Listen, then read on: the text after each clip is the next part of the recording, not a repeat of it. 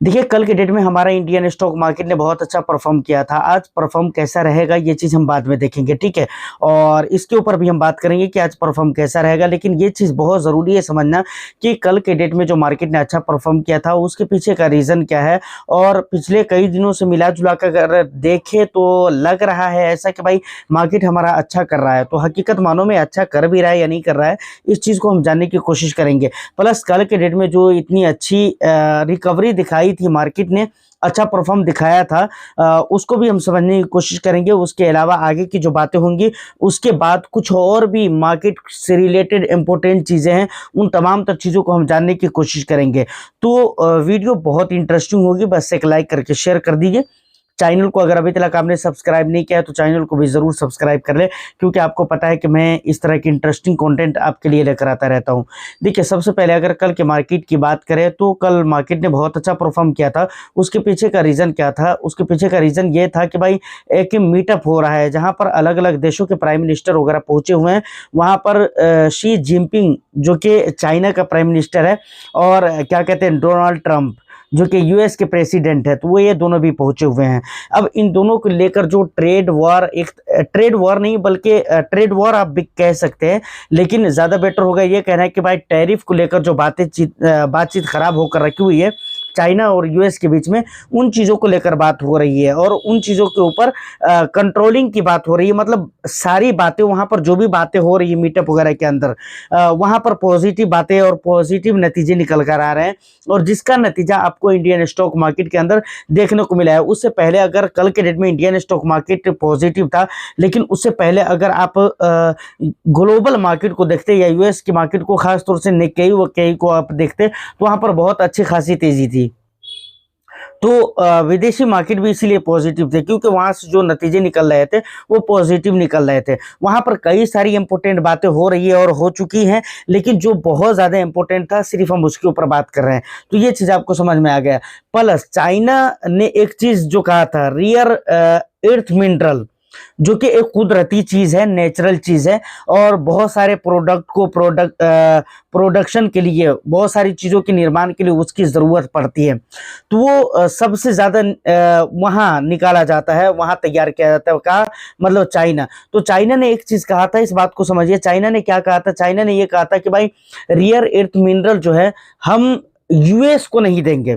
क्या बोला हुआ था कि हम पैसा लेकर भी यूएस को हम रियर अर्थ मिनरल नहीं देंगे। और दूसरी बात उन्होंने ये भी कहा था कि भाई जो देश को हम देंगे, जैसे कि इंडिया को भी कहा था, जिसके ऊपर मैंने वीडियो बनाया हुआ था कि भाई इंडिया को भी अगर हम देंगे तो इंडिया को भी कहा था कि आप यूएस को नहीं दे सकते विदाउट मेरे परमिशन के। तीसरी बात उन्होंने ये भी कही थी, मतलब चाइना के प्राइम मिनिस्टर की तरफ से, कि भाई ऐसा है कि अगर कोई प्रोडक्ट आप बना रहे हो रियर अर्थ मिनरल यूज करके, जो चाइना से आप लेते हैं, उसको यूज करके अगर कोई प्रोडक्ट अगर आप तैयार कर रहे हो, तो उस प्रोडक्ट को आप एक्सपोर्ट भी नहीं करोगे बाहर किसी देश में विदाउट मेरे परमिशन, खासतौर से यूएस के अंदर। तो ये चीजें जो हो रही थी, तो ट्रंप ये चाहता है, यूएस ये चाह रहा है कि भाई रियर अर्थ मिनरल जो है उसके ऊपर से बिल्कुल जो भी पाबंदी आपने लगा कर रखा है, कंडीशन वगैरह लगा कर रखा है, उसको बिल्कुल आप हटा दो। वो ये चाह रहा है, और वो ये चाह रहा है कि आप डायरेक्ट मुझे दो, डायरेक्ट हम तुमसे ले।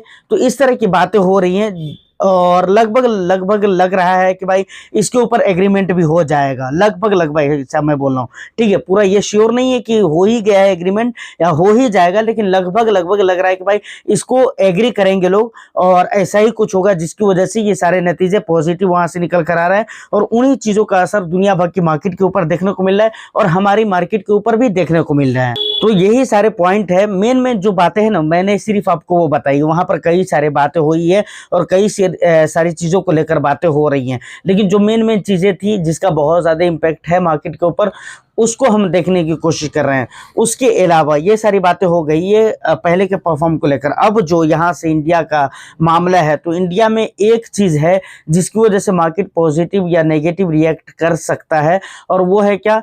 अभी बिहार के अंदर आपको पता है कि इलेक्शन होने वाला है, तो ये इलेक्शन है, इम्पैक्ट करेगा, थोड़ा बहुत इम्पैक्ट करेगा, बहुत ज़्यादा इसका असर देखने को नहीं मिलेगा, लेकिन हाँ थोड़ा बहुत इसका असर देखने को मिल सकता है, ठीक है। खैर वो आने वाला समय में पता चलेगा क्या रहेगा। अभी आज के मार्केट की अगर मैं बात करूँ तो इस समय पे जब मैं ये वीडियो शूट कर रहा हूँ तो अभी मार्केट ऑन नहीं हुआ है, ओपन नहीं हुआ है, लेकिन मुझे नहीं लग रहा है कि आज हालात कुछ उतने अच्छे रहेंगे, कल की तरह रहेंगे। कल से तो खराब ही लग रहा है, लेकिन ये एडजेक्ट भी नहीं दोस्त, मैं ये नहीं कह रहा हूँ कि मैं ज्ञानी हूँ और मैं जो आपको कह रहा हूँ वही होना है, नहीं, एडजेक्ट तो नहीं है और एडजेक्ट आपको कोई भी नहीं बता सकता है, ठीक है। लेकिन एक संभावना की मैं बात कर रहा हूं, क्योंकि मैं ग्लोबल मार्केट को देखता हूं, गिफ्ट निफ्टी को देखता हूं, इन दोनों चीजों को देखकर मैं आपको बोल रहा हूं। जो बात है वो सीरियस मैं बोल रहा हूं और जो बात है वो हकीकत में बोल रहा हूं कि मैं किस आधार पे आपको बोल रहा हूं, ताकि आपको भी पता चले और आपके भी नॉलेज में भी बढ़ोतरी हो। मैं इन दोनों को देख रहा हूं तो संकेत कुछ अच्छे नहीं लग रहे हैं, जिसकी वजह से मैं कह रहा हूं कि भाई इंडियन मार्केट भी आज उतना अच्छा नहीं रहेगा, मतलब एटलीस्ट इतना तो है कि भाई कल की तरह अच्छा नहीं रह सकता है। खैर कोई दिक्कत वाली बात नहीं है, जो भी चल रही है ये चलने दीजिए, कोई बुरी बात नहीं है, चलना चाहिए मार्केट के अंदर, थोड़ी परेशानी होनी चाहिए और थोड़ी गिरावट वगैरह भी जरूरी है, क्योंकि स्मॉल कैप और मिड कैप के अंदर अभी भी मैं बोल बोल कर थक गया हूँ और शायद आप भी थक गए होंगे कि भाई अभी वैल्यूएशन है और ये रियल है, that is real, no doubt, कोई इसमें दो राय नहीं है कि अभी भी वैल्यूएशन है, तो थोड़ी गिरावट भी जरूरी है। बाकी स्ट्रैटेजी वगैरह इस समय पे आपको वही रखनी है कि जो पुरानी एसआईपी वगैरह चल रही है आपकी वो चलने दीजिए। न्यू इन्वेस्टमेंट आपको अगर नहीं दिल कर रहा है तो नहीं कीजिए, कोई दिक्कत नहीं है, लेकिन जो पुराना चल रहा है चलने दीजिए। लेकिन अगर आपको करना भी है इन्वेस्टमेंट तो थोड़ा थोड़ा करके मल्टीपल लेवल्स पे आप निवेश भी कर ही सकते हैं। और देखिए अक्सर क्या है ना, देखिए हम अक्सर कभी मार्केट में आप गौर करिएगा, ज्यादातर लोग जो धोखा खाते हैं ना या नुकसान करवाते हैं ना, वो जल्दी पैसा बनाने के चक्कर में नुकसान करवाते हैं, जबकि इक्विटी जल्दीबाजी के लिए तो है ही नहीं है, जल्दीबाजी के लिए इक्विटी है ही नहीं है। ऐसे डिपेंड करता है कैटेगरी वाइज कि किस कैटेगरी के फंड के अंदर कितने सालों के लिए मिनिमम और मैक्सिमम आपको निवेश करना चाहिए, मिनिमम पीरियड क्या होना चाहिए, मैक्सिमम क्या होना चाहिए।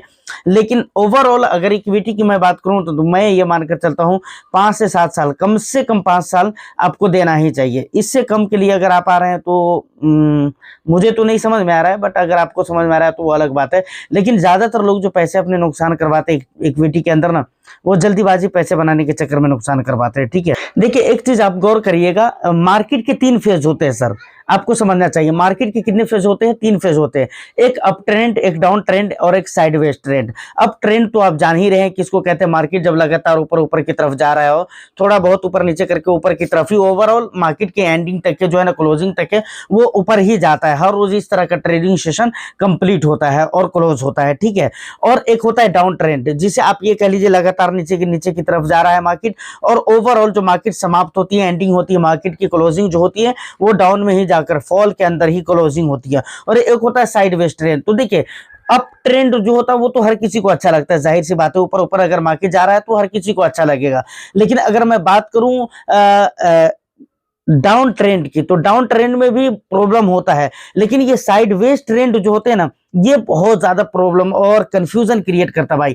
निवेशक से ज्यादा, इन्वेस्टर से ज्यादा कंफ्यूज तो ट्रेडर होते हैं, क्योंकि उनको तो डे वन के अंदर, इंट्राडे करने वाले वगैरह को डे वन के अंदर ही समेटना होता है, क्योंकि अगर वो नहीं समेटेंगे तो उनके जो ब्रोकर होंगे वो समेट कर रख देंगे उनका माल, जो भी प्रॉफिट हो गया लॉस होगा वो उनको समेट कर दे दिया जाता है, ठीक है, यानी तो वो खुद ही समेट लेते हैं।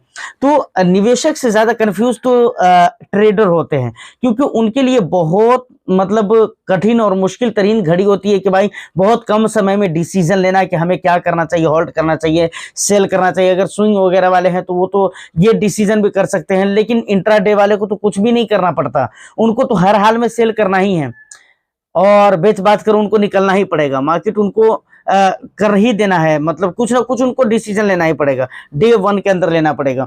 तो ये जो फेज चल रहा है ना इस समय पे, ये समय वही समय है जो बहुत ज्यादा कंफ्यूज करता है, और एक तरह से आप ये कह लीजिए कि साइडवेज ट्रेंड है। समझ रहे हैं? ये महीने के हिसाब से, महीने के चार्ट पैटर्न पे से आप देखेंगे तब आपको समझ में आएगा।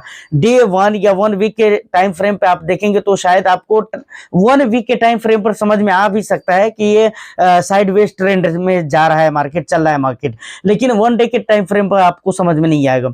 लेकिन हकीकत ओवरऑल अगर देखें तो ये साइडवेज ट्रेंड ही है, जहां पे लोग काफी ज्यादा कंफ्यूज है कि इस समय पे क्या करना चाहिए, होल्ड करना चाहिए, सेल करना चाहिए, क्या करना चाहिए, समझ में नहीं आ रहा है, ठीक है ना। तो यहाँ पर एक चीज है ना, एक चीज और भी गौर करने वाली है कि ये समय जो है ना, लगातार पिछले कई महीनों से ये ऐसा समय चल रहा है ना जहां पर पैसे वही बना सकते हैं जो सोच समझदारी और स्ट्रैटेजी के तहत निवेश करें। समझ रहे हैं?